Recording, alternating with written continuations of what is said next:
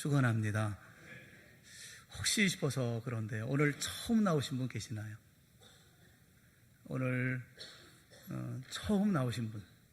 네, 잠깐만 일어나 주시겠어요? 아까 지난주에 나오셨던 분들 일어나시라 그러니까 아마 못 일어나셨던 분들 혹시 계실 것 같아서 오늘 처음 나오신 분. 처음 한 분 계시면 머뭇거리지 말고 일어나세요. 우리 이분들을 위해서 우리 박수 한번 크게 한번 보내주시면 감사하겠습니다. 고맙습니다. 감사합니다. 네, 감사. 자리에 앉아주시고요. 네, 고맙습니다. 네, 처음이 새로운 시작이 되어질 수 있기를 부탁을 드립니다. 우리 다 이렇게 처음 시작이 다 우리에게도 있었거든요. 이런 시작이 있었는데 이런 시작을 통해서 우리가 더 하나님을 더 알게 되어지고 예수 그리스도의 십자가를 알게 되어지면서 행복이 뭔지 기쁨이 뭔지 그리고 우리에게 주어져 있는 복이 뭔지를 우리가 알게 되어졌어요. 이런 모든 것을 다 알게 되어지는 복된 은혜가 이제 일어나셨던 모든 분들에게 있기를 주님의 이름으로 축원합니다. 사람은 부자로 태어났건 가난하게 태어났건 잘생겼건 못생겼건 머리가 좋건 나쁘건 일생 동안 아무런 풍파 없이 승승장구하는 인생을 살 수는 없습니다. 어릴 때는 잘 살다가 어른이 되어 가난해질 수도 있고 사업이 승승장구하다가 부도가 나서 알거지가 될 수도 있습니다. 또 알거지로 출발해서 세계적인 기업가가 되기도 하죠. 공부를 잘했지만 번번이 좋은 대학에 실패할 수도 있고 좋은 대학은 나왔지만 변변한 직장을 구하지 못할 수도 있습니다. 그림처럼 아름답게 살던 부부가 배우자를 잃는 경우도 있고요.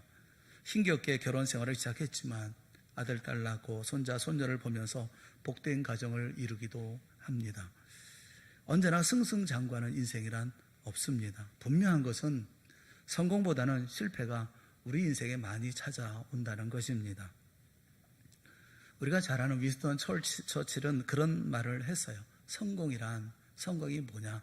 성공이란 연속되는 실패에도 불구하고 열정을 잃지 않는 능력이다. 그런 얘기를 했어요. 성공이 뭐냐? 실패가 없는 게 아니에요. 끊임없이 실패가 있지만 그러나 열정을 잃지 않는 능력, 그게 바로 성공이다. 그런 말을 했어요. 이와 관련해서 캐롤 드웨기라고 하는 심리학자가 했던 흥미로운 연구가 있습니다. 아이들에게 퍼즐이나 수학 문제를 풀게 합니다.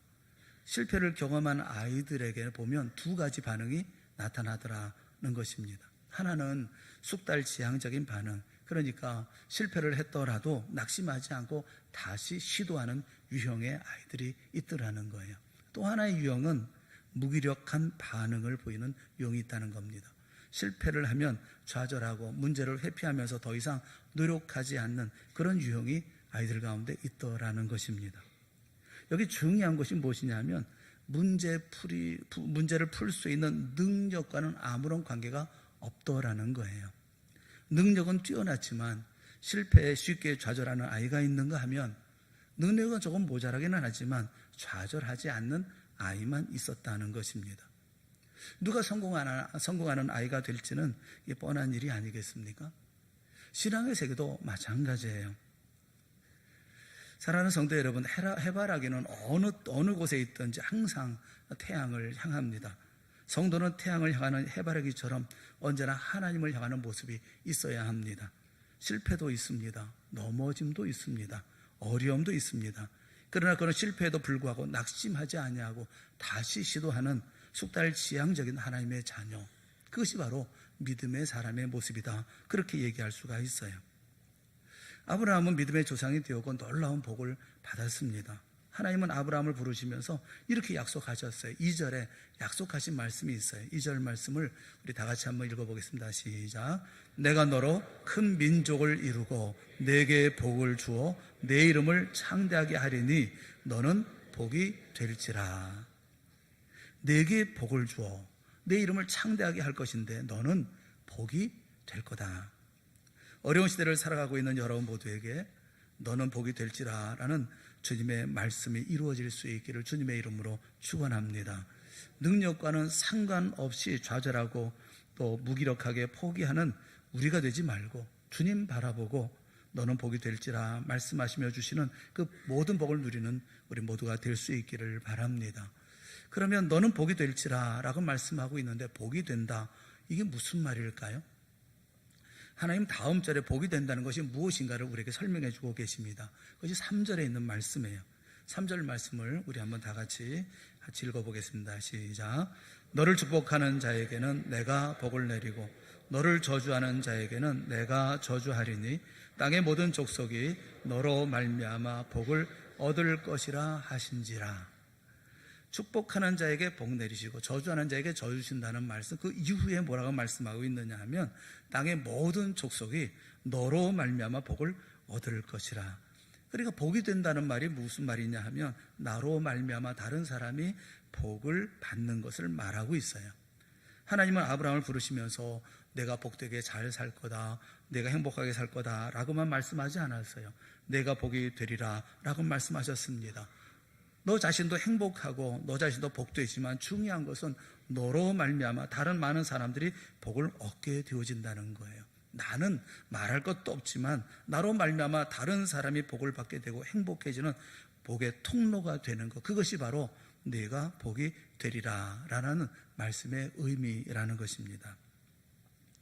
예일대에 재직하고 있는 교수님 가운데 한 분이 사람들은 자신이 일을 할 때 자신의 일을 인식하는 방식이 있다라고 얘기하면서 이 인식하는 방식이 3가지 인식 방법이 있다라는 거예요. 하나는 생업 인식이라는 겁니다. 잡 오리엔테이션이라고 얘기하는 이 생업 인식이라고 하는 것은 봉급을 얻기 위해서, 먹고 살기 위해서 일하는, 내게 주어진 모든 일은 내가 먹고 살기 위해서 일한다 라는 마음을 가지고 자신의 삶을 인식하는 사람이 있다는 거예요. 그런가 하면 출세인식, 캐리어 오리엔테이션이라고 해서 사회적 지위, 다른 사람과의 관계 속에서 내가 더 높은 자리, 더 힘 있는 자리에 올라가야지, 이것이 바로 그의 삶의 동기가 되어진다는 거죠. 그래서 출세라는 것이 그의 삶을 인식하는 방식이라는 거예요. 또 하나의 방식이 있는데 그것은 바로 소명인식이라는 겁니다. 컬링 오리엔테이션이라고, 그래서 특별한 목적을 위해서 나는 부름받은 사람이다 라는 생각을 가지고 자신에게 주어진 일을 한다는 거예요. 저는 여러분에게 묻고 싶어요. 여러분은 어떤 유형입니까? 여러분은 어떤 생각을 가지고 내게 주어진 모든 일들을 감당하십니까? 생업인식입니까?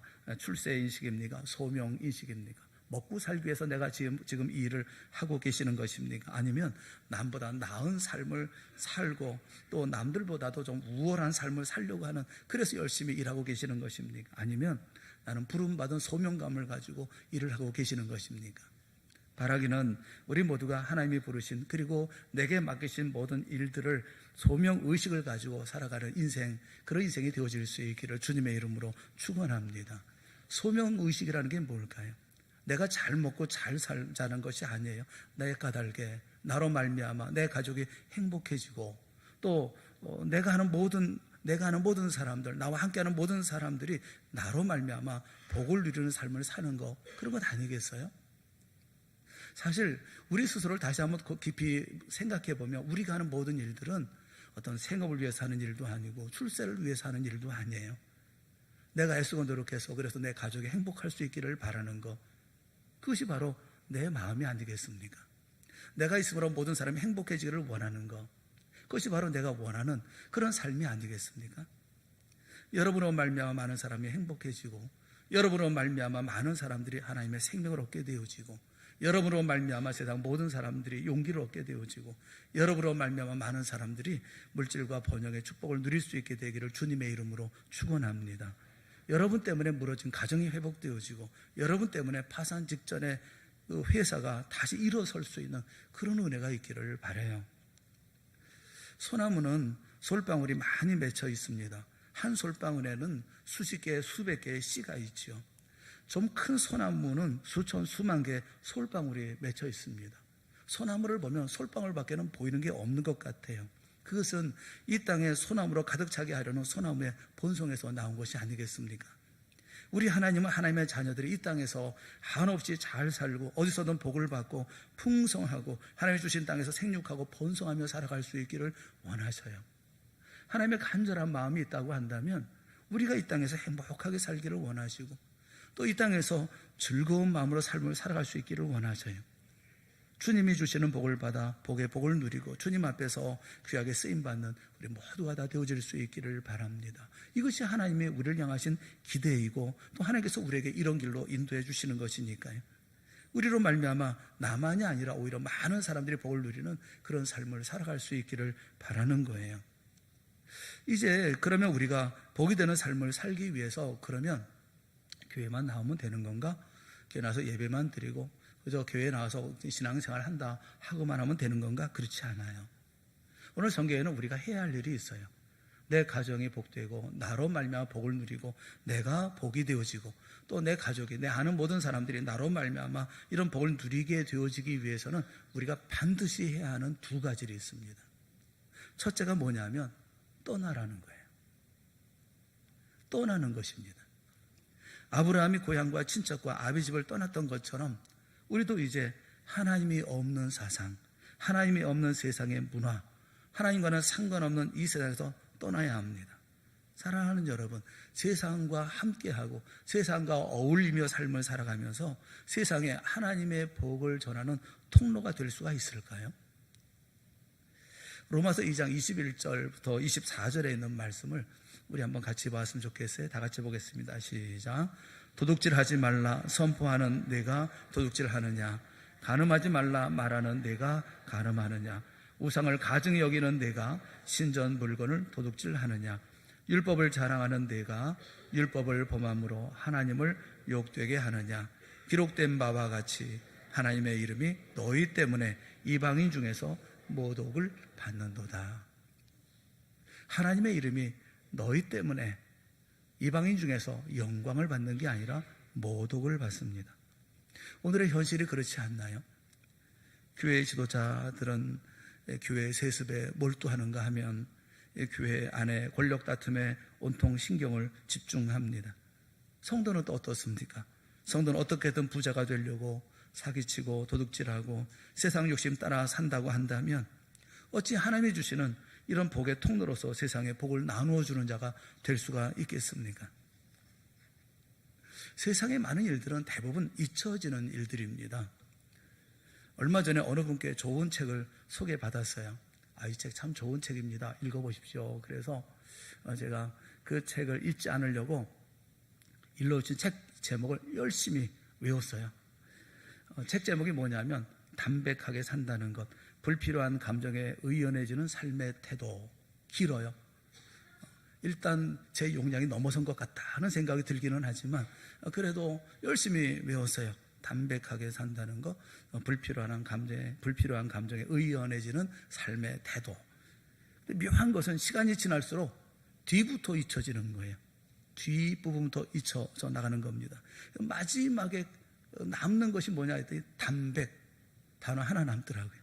앞에 거 뒤에 거는 다 잊어버리고 담백 하나밖에 남지 않더라고요. 마치 머릿속에 지우개가 있는 것 같아요. 그래서 뒤에서부터 쓱싹쓱싹 다 지워나가서 나중에 단어 하나 남은 것 같은 그런 생각이 들더라고요. 저는 혼자서 그 생각하면서 내 기억의 용량이 이 정도인가 생각하면서 혼자서 웃은 적이 있어요. 갑자기 그런 생각이 나더라고요. 여러분, 홍부가 중에 화초장 타령이라고 아십니까? 놀부가 흥부를 찾아갔어요. 방 안에 보니까 화초장이 있습니다. 예쁜 화초장이 있는 것을 보고 그것을 빼앗아가지고 옵니다. 자기가 등에 짊어지고 오죠. 신이 나서 이게 뭐냐 그랬더니 화초장이라고 그러니까 그 화초장이라는 이름을 잊지 않으려고 계속해서 화초장 하면서 이제 짊어지고 집으로 가고 있다가 그리고 노래 부르고 가다가 도랑 하나를 건너면서 으쌰 그러다가 잊어버렸어요. 생각나는 건 장자만 생각나는 거예요.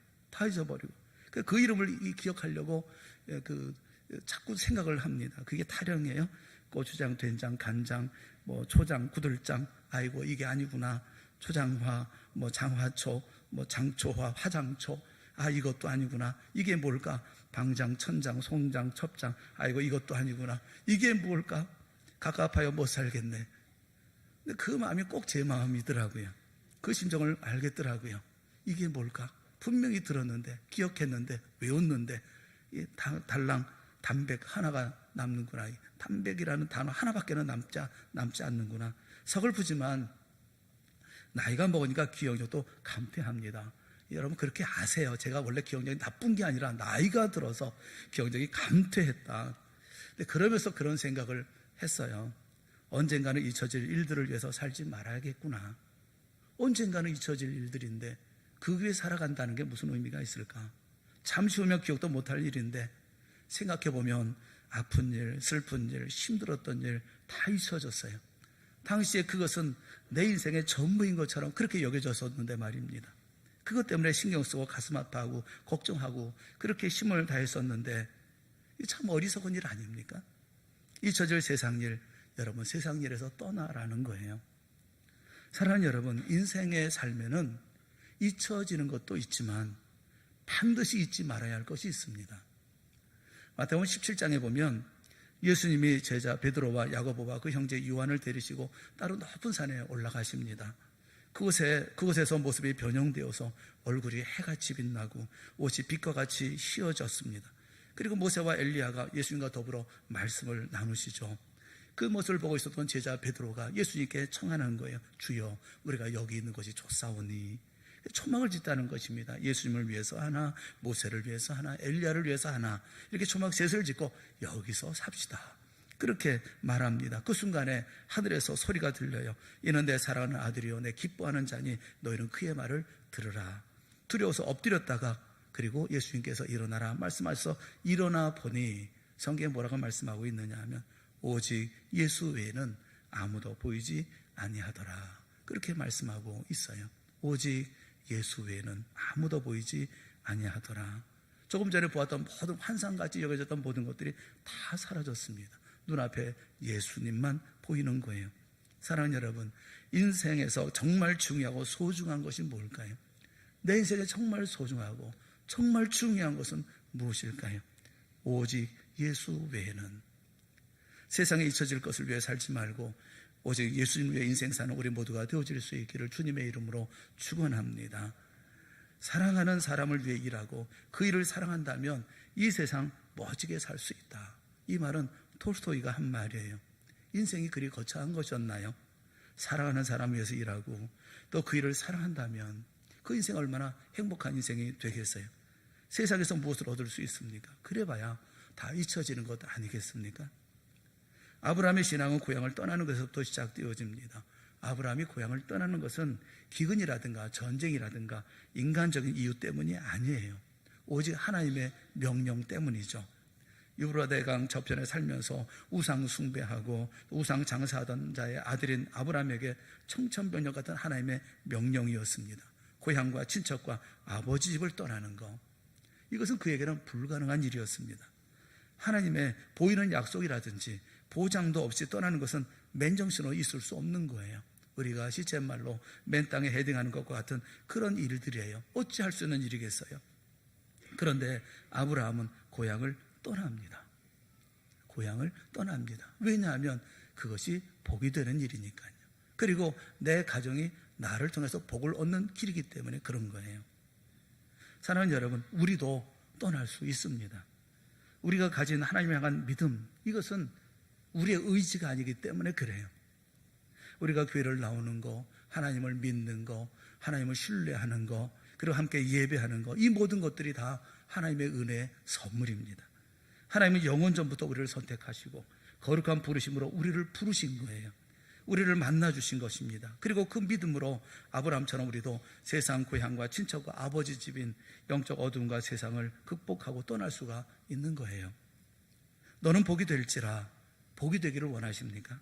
세상에 하나님의 복을 전할 복의 통로가 되기를 원하십니까? 그러면 결단하세요. 세상을 떠나십시오. 아버지 집을 떠나십시오. 친척을 떠나십시오. 세상의 사상, 세상의 문화, 세상의 습관, 하나님을 떠난 세상에서 떠나십시오. 첫째는 떠나라는 거예요. 세상을 떠나면서 우리는 복이 되어지는 것입니다. 세상을 떠나면서 우리는 복의 통로가 되어지는 것입니다. 여러분 모두가 다 이 모든 걸 떠나는 주의 놀라운 역사가 있기를 주님의 이름으로 축원합니다. 두 번째는, 첫째는 떠나라, 두 번째는 순종하라는 거예요. 아브라함이 말씀을 쫓아 순종하는 삶을 살았던 것처럼 이성과 경험과 상식에 맞지 않아도 하나님의 말씀을 쫓아 순종하는 삶을 살아야 된다라는 것입니다. 우리가 복이 되려고 하면 순종해야 된다는 거예요.